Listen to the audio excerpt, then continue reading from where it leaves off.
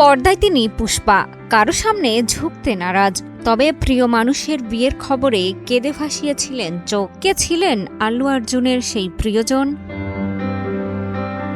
এমনই মজার অজানা এক গল্প রয়েছে আল্লুর শৈশবের স্মৃতিতে। অভিনেতার জীবনের প্রথম এবং একমাত্র ক্রাশ বলিউডের কিংবদন্তি অভিনেত্রী শ্রীদেবী, যার বিয়ের খবরেই ভেঙে যায় ছোট্ট আল্লু অর্জুনের মন। সম্প্রতি এক সাক্ষাৎকারে নতুন করে সামনে এসেছে সেই ঘটনা।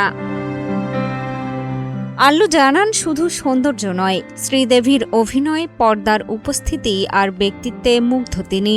এই অভিনেত্রী ছিলেন তার স্বপ্নের নায়িকা, রূপকথার এক রাজকন্যা। 1996 প্রযোজক বনি কাপুরকে বিয়ে করেন শ্রীদেবী। এই খবরে ভেঙে যায় অভিনেতার কল্পনার জগৎ। রীতিমতো শুরু করেন কান্নাকাটি। সুস্থ জীবন, সুন্দর পৃথিবী। তবে সময়ের সঙ্গে শৈশবের সেই ক্রাশ পরিণত হয় গভীর শ্রদ্ধা আর ভালোবাসায়। 2018 সালে শ্রীদেবীর আকস্মিক মৃত্যুতে স্তব্ধ হয়ে যায় ভারতীয় বিনোদন জগৎ।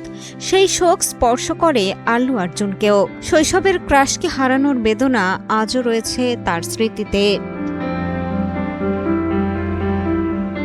পর্দায় সাহসী অভিনেতা হলেও শৈশবের ভালোবাসার গল্পে আল্লু অর্জুনের সেই কান্না মনে করিয়ে দেয় পর্দার বাইরে তারকাদেরও রয়েছে স্বাভাবিক জীবন, যেখানে রয়েছে হাসি, কান্না আর আবেগের সংমিশ্রণ। মিষ্টি খাতুন, কালের কণ্ঠ।